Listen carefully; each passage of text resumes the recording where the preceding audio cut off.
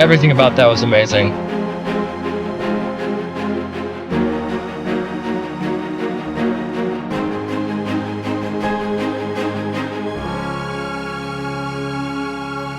Thanks so much for letting me share this little memory with you.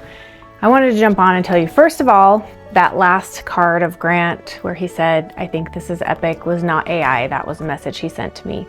At some point in our marriage, when he was telling me something I did he thought was epic, and I just thought it was a perfect moment to share with you, because I want to think that he's looking down on me thinking, "You're doing a great job, babe. Keep it up."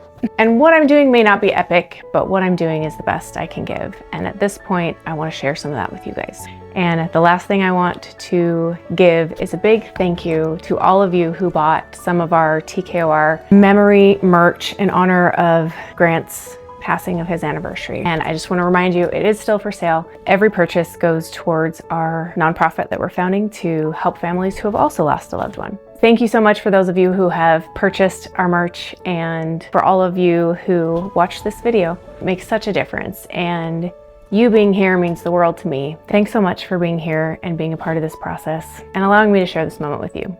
And as Grant always said, I'll see you in the next one.